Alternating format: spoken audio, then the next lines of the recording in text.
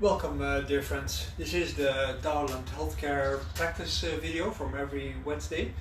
For me, it's Wednesday morning, and today is a fresh day. Actually, whether the door is open or closed doesn't really matter at this point because it is not completely air closed yet, so it is still a very good outside temperature. So we're going to talk today about a aspect of natural breathing. I have declared this week meditation week. I'm going to create a video for the Patreon online course for the students about meditation circumstances and what happens in the process of meditation and why and so on. And this is also part of that same series, so that they have something to do in the weekend. As I said, we're going to work on natural breathing, and for this we are going to sit. So I'm going to adapt the camera to a seated posture because there is no need to create, a space that we stand. Because in the first instance with breathing, you have to learn to do the breathing in a natural way. And it is easy enough to sit in an easy position, like right now. I'm sitting in a quarter lotus position so that you can come comfortable, or you can go sit in a cross-leg position, or you can go sit in a half lotus position, but just start with a half lotus, and then when you are warming up, depending on your environment, you gradually work your way up towards the full lotus position. And for this we have to ask ourselves a few questions.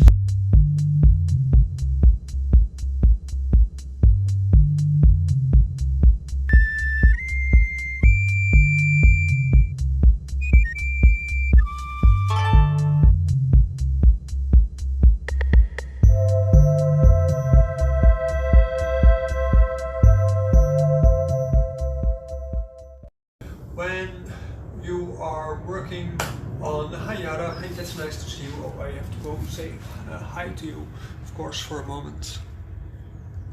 Yara just interviewed me a few days ago, and it was a very pleasant experience. She is studying at the School of Journalism in Amsterdam. Apparently she's a very good student. When we are looking at the breathing exercises in Taoism, you have to realize we are talking about breathing exercise from a different kind of culture. In our modern culture, we assume that our scientific knowledge is everything. That means that we think what we are breathing, the gases that we're breathing, that we can measure with instruments. We can't really experience the air directly by ourselves. The molecules of it, the gases, they're not something that are real to our senses. You have to understand that this truth that we create, this scientific truth, is based on artificial experience. So that means the experience is placed outside ourselves, and whatever we do in that sense is a chemical process. The breathing in modern time is based on thermodynamics, and as a result of that, our breathing process is comparable to that of an engine which burns something, and our body is burning something, and we need to bring in air all the time because of the level of oxygen that is inside, which is going to be able to create that burn. It's one of the reasons why people realize air pollution, ecological pollution and so on is not very healthy, because the amount of oxygen in the air is going to be bound to other substances, and as a result of that, the oxygen level outside in the air is less, and as a result of that, there is less to burn inside ourselves, and as a result of that, we have less calories to process. That means we won't digest our food very well, and as a result, our bodies and our minds become sluggish, and we feel tired very easily because we create more friction inside our body. This is our modern view, and when you practice in modern schools of Qigong, Tai Chi Chuan, yoga, and so on and so forth, they all practice nowadays this thermodynamic breathing process, and they call it energy. Of course it is, because it's a thermodynamic process. The reality though is that in other cultures they used other kind of terminologies. Like for instance in yoga they use prana, which means light, and in Chinese culture they use kongqi, which is emptiness.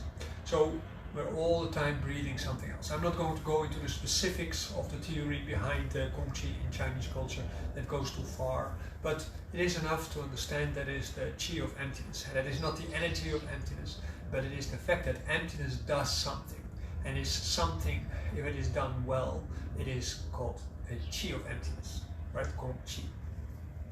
The word Qi is not a word in itself. It is used sometimes as an independent word, but it is not used in the way how Westerners use it as energy or something like this, because that is a thermodynamic term. It is not something that has anything to do with Qigong practice or anything else like that.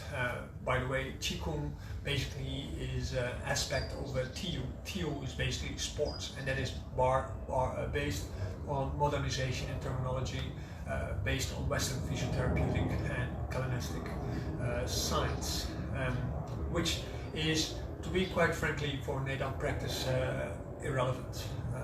So the word Qigong should actually be avoided if you want to talk about the actual, say, Taoist practices. When you are practicing breathing exercise, tuna, you breathe in, you breathe out, you hold your breath, and so on and so on. You have to understand that what is breathing is the result of your past. So your past actually creates tensions inside your body, and as a result of that, it builds up pockets of heat, of tension, or anything else like that. And in Taoist breathing techniques, the decompression of your body is a very important part. So the first thing you want to do at the moment when you're breathing is you want to feel your body is neutral. And when you go listen to your body, and you're listening to your body while you're sitting straight, you might feel that your head is a little bit swollen. That's your high blood pressure, actually. And that is because too much blood pressure in your head, and as a result of that, the air doesn't go out properly, and as a result of that, you feel like a little bit like a balloon. Some people, they have like a really stuffy head, or they have irritations in their sinuses or anything like that as a result of these kind of processes. And the same with the lungs. You can feel at the moment when you go to sleep in the evening, sometimes your lungs go like you let go of things. Same like why we yawn, or sometimes why we burp because there's overpressure in the stomach, or why we fart because there's overpressure in our intestines. But every muscle has this kind of overpressure. So at the moment when we are practicing, to a large degree, we are trying to depressurize all these different kind of hollows, cavities inside our body, with as a result that we actually come to relax, and we actually can realign our body in the right way so that our Jing is being developed. The Jing, in that sense, is part of Jing Qi Shun, and the Jing means basically the coherence of our body, by the way how the things, the parts of our body are being stringed together and being kept together by the Shun, our awareness, and the Qi, our activity. So at the moment when we are sitting and we are breathing, then you have to realize that what you're breathing is this stuff here around. It's not a gas, but it is emptiness, because you can't hold it.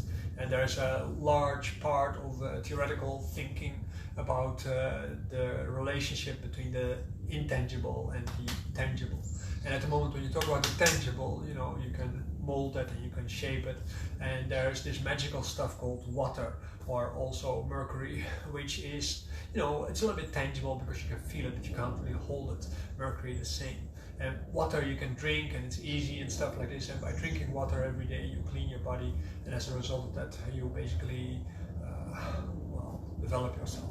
At the moment, in a regular way, or in a reasonably normal way. But at the moment when you are drinking mercury, because of the nature of the mercury, it is so strong and so powerful, you're immediately going to poison yourself, because, you know, the intensity of mercury is huge, and as a result of that you die. So mercury has to be taken in small amounts. Similar like what they do in vaccines, where they put mercury inside. People are sometimes against vaccines because they are poisoning you with mercury. Yes, that's true, because small bits of mercury actually have a very potent chemical effect on your body, which actually is very beneficial. You shouldn't drink a cup of it, but just tiny bits. In combination with other things is very helpful. At the moment, then, when you're breathing, you have to also realize that your speed of breathing is very important. Your speed of breathing we just go to observe it for a moment, and you can try to see how fast you breathe. Just try to feel when you decompressurize your body, what happens to your breathing. And at the moment when you feel the decompressing of your body, you start noticing your breath automatically becomes more slow. And when your breath becomes more slow, it actually starts normalizing.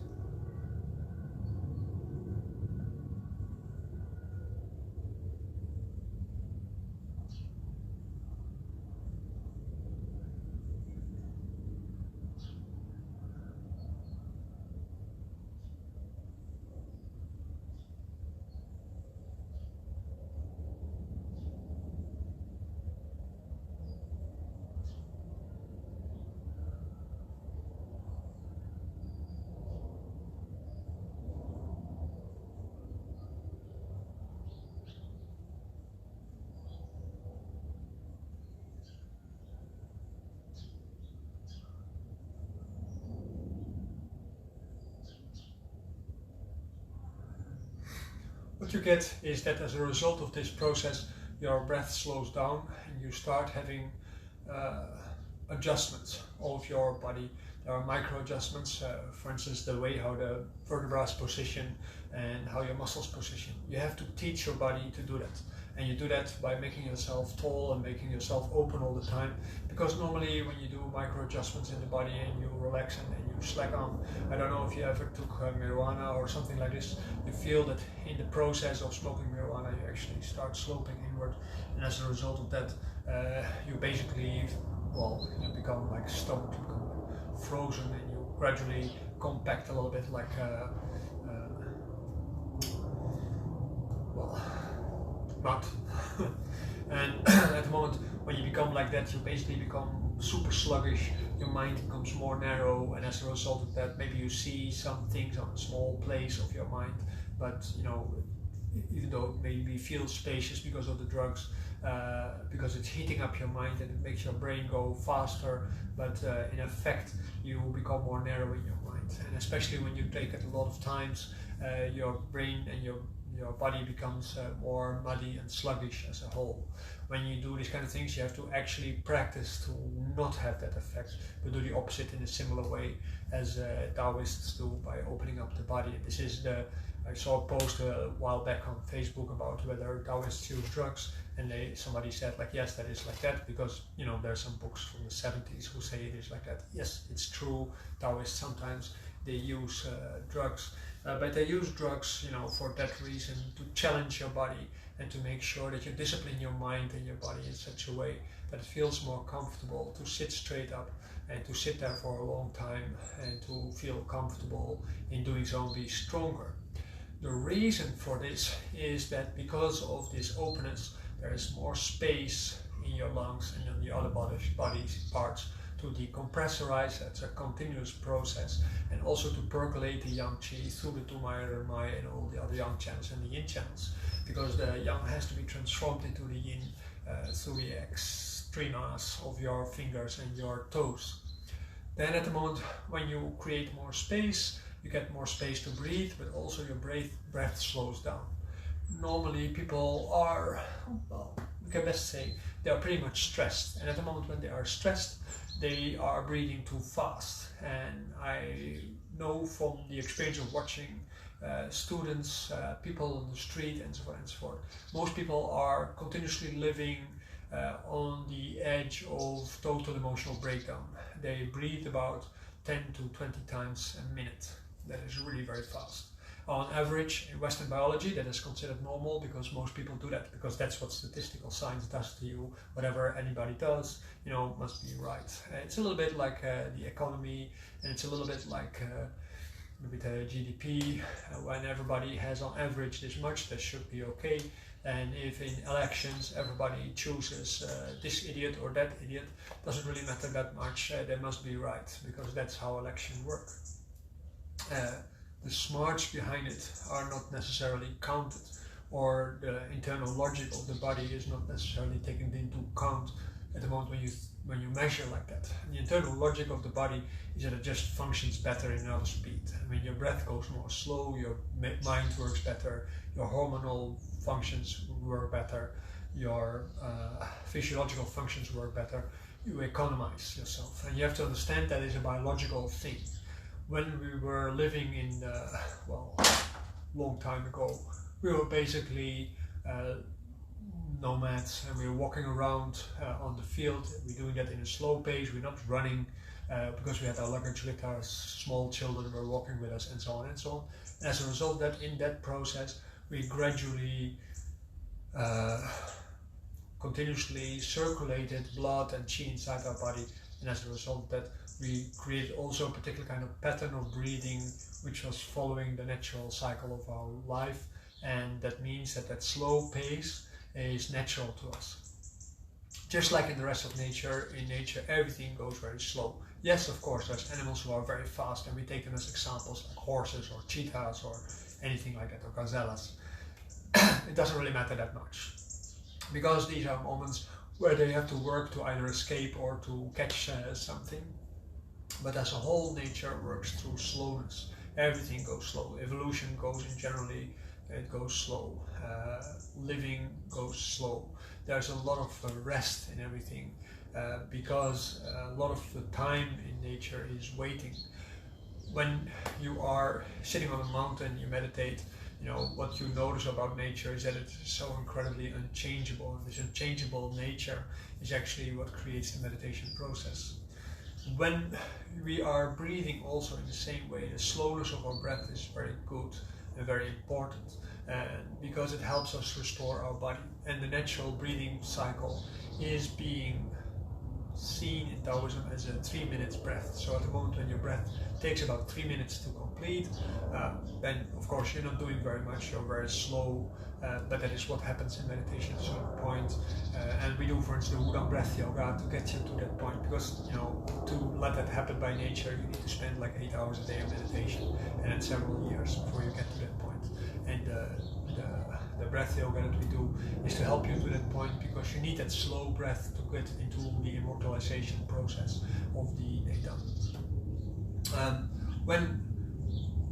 By the way, tonight I give this class, so for the people who are already my students, this is actually why you do the breathing. When you are paying attention to the breath, you have to understand breathing should not be a purposeful process. At the moment when it is a purposeful process, you have to create something that is really required. The first stage in breathing is to acquire natural breathing.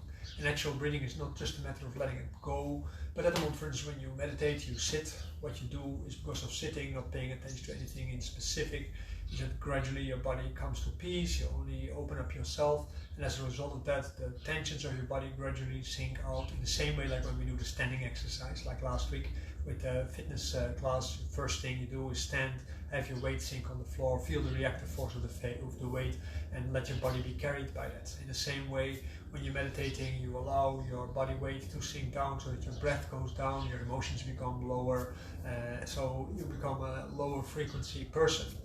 And at the moment when you become a lower frequency person, you calm down, your breath goes slow. But when you are still purposefully breathing, like in Buddhism, when they want to discipline the mind, they basically count the breath and stuff like this to make sure that they go like, this is breathing in, this is breathing out, this is breathing in, this is breathing out. You do this on purpose, like in Indian yoga, because it's a military style of practice. They really go like, and breathe from the throat, and breathe into the belly, squeeze in your belly, and so on and so on. This is of course hard work, and it is good for soldiers, because soldiers has to become a little bit psychotic, otherwise they are not willing to kill people, because by nature we are altruistic people, and we are not a military style of existence. We are a friendly bunch by nature, and as a result of that, we are not willing to become psychotic. That is also why Taoists in general are pacifists, even though they practice martial arts. They are by nature, they are not military type. Even though in modern China, when you go to Shaolin or Wudang, you don't notice a difference in the militarization of practices in general, because people think that fighting is important, because in communism being a hero is very important, and especially when you are a nationalist hero. The communism, of course, doesn't really exist. There's like, well, that's a political discussion I'm not going to get into now. At the moment when we are breathing, you have to understand that natural breathing is when the breathing comes because it's needed, and that is very important. So a restoring of the natural breath is to let the breath come when it is needed, and this is why we do the Dantian meditation. When we do the Dantian meditation, by focusing on the Dantian, 3 or 4 fingers below the navel, in the vertical axis between the Pai Hui and the perineum point, at that moment when you sink with your weight inside, your attention is on the Dantian, you're focusing on the openness of your whole body. At a certain point you start noticing your breath becomes thinner, thinner, thinner, thinner, thinner, until your breath is almost completely gone. And then all of a sudden in your Dantian you start noticing breath is being drawn in, so that means breath gradually comes in and actually opens up and fills up the body from the belly. This is called belly breathing. At the moment when you bring the breath down, this is called military breathing. At the moment when the breath stimulates itself by itself, it is called civil breathing. And this civil breathing is actually the root of the Nedan process. So the military breathing is the end of the Nedan process. So when you do Nedan process and you are trying to force your breath, this is not right.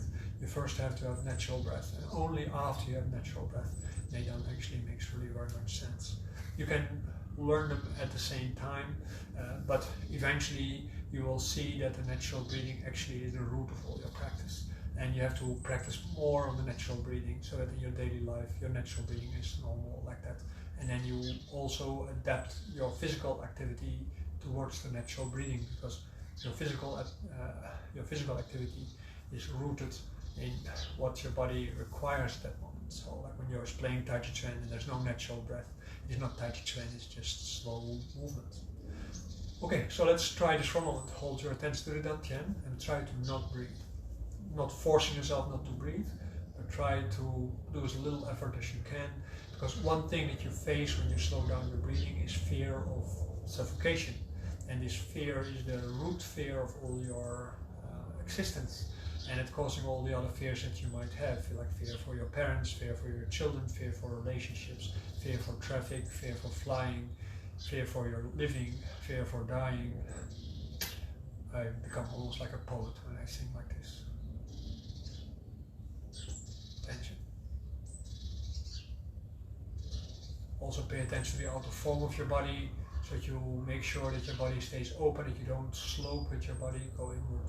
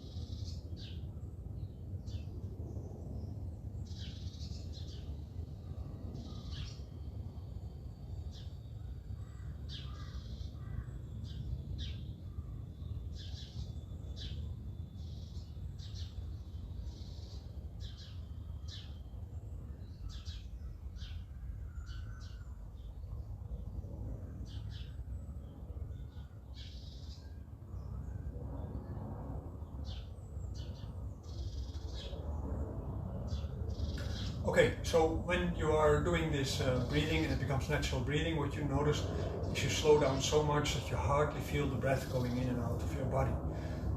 This is actually the whole point, because at the moment when the breath comes in and out so slowly, and at that moment all kinds of things clarify and you start noticing the inner luminosity of your body, because the activities of your body, they are like a light. This is your mind, right? So if your body is active, this is your mind. Mind is not here, mind is not here, mind is basically everywhere. And at the moment when you create the proper kind of quietness on the inside and the slowness. Your breath is going very slow. You start noticing you feel very comfortable on the inside and your body starts radiating light. This is called the pleasure principle of practice, which in some schools are called the inner smile. The inner smile actually is a natural response. It is also something you can get addicted to, and at the moment when you get addicted to it, you do the opposite, because then you're going to do all kind of bingo things to get to that point, and that means most likely you're going to do breathings that are going to be forced, like packing breathing or something like this, so that you create more oxygen in your brain, and as a result of that you feel like a high, but it's not the same kind of high. It's not this inner luminosity that radiates outward. When you do not have proper meditation experience, you of course need somebody to guide you through that process. This video is just to get you to acquaint you with the principle, and these are basic instructions you can use in no matter what style of practice you do. You will see that if you apply these practices, your practice as a whole will change a lot, and you will feel that you're much stronger physically, emotionally, and more purposeful in your actions in daily life, while in effect you feel more quiet and you are appearing to other people like less active, while in fact you get more done. People very often they ask me like, how come you do so many things at the same time? Well, you know, I don't think I do a lot of things because I am very calm and quiet on the inside usually, but I am persisting because I always have enough left to do more. And as a result of that, I don't get tired, I don't need breaks, I don't need a rest, although it is nice to have a rest sometimes. Then even when I'm resting, I'm practicing my Daoland. So I'm not going to have a rest and have a coffee or sit down and wait and do nothing. No, I'm actually practicing, correcting my body, correcting my breath, and so on and so forth. So as a result of that, I create a lot of extra training time in between activities. And as a result of that, it is easier to switch between activities and do new activities and have a varied life where I work on my goals. And one of the goals, of course, is developing the Daoland healthcare plan with you. Yes, with you.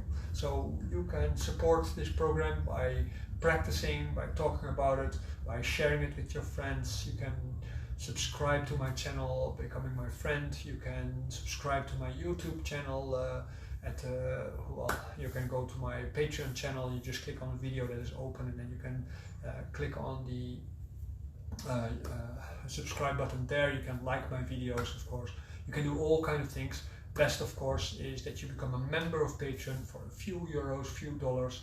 You can support these classes, and for a little bit more, you can participate in my weekly classes. You'll be more than welcome to participate. I explain everything that you need to know insofar as I understand it, because I don't have like a complete understanding of things, as nobody else has also. But I have, in the meantime, over 45 years of experience in practicing and making all the mistakes that everybody else made too, and you are probably going to make too if you are still a fresh practitioner. So it's better to immediately start with getting some corrections on these things. I look forward to see you, of course, again, and Friday evening I'm going to do a theory class in the evening. I think this is Friday or maybe next Friday, because maybe it's at some class, but you will find out when you're watching Facebook quickly enough. There's this weekend going to be a video about meditation, and this is about the stages of meditation and what influences these stages and the development of these stages. So that's a very technical video. It is for members only, unfortunately.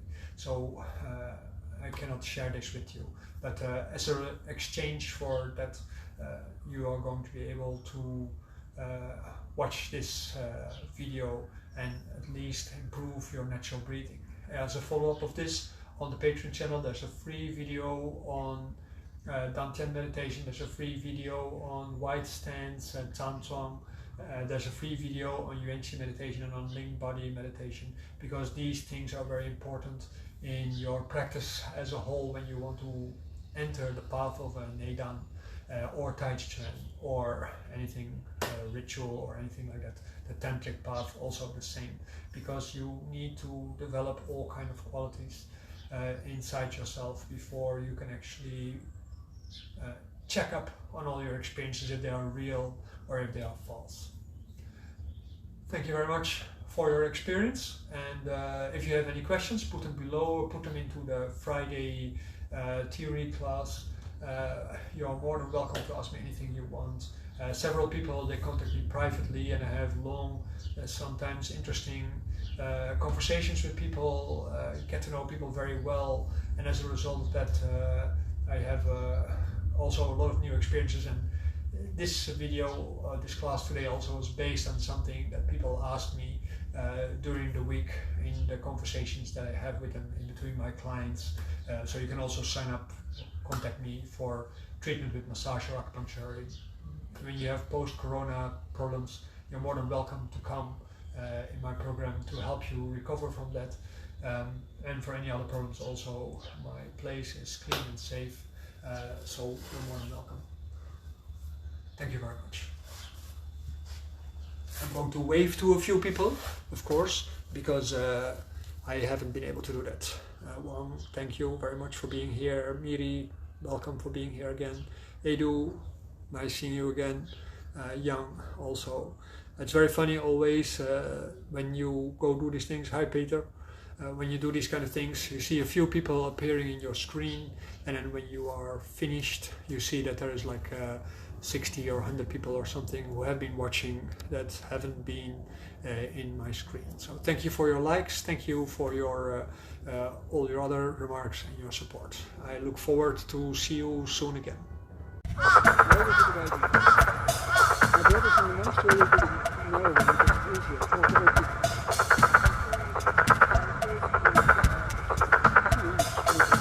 Oh, look at him. Those are actually Kung Fu master. Me too. Yeah. Whoa! How many minutes? Ik had wel een horloge er niet aan het buigen. Alleen heel klein beetje. There's another one. There's another one. You also do another one then. You did a wider one. Yeah. How long do I stand here?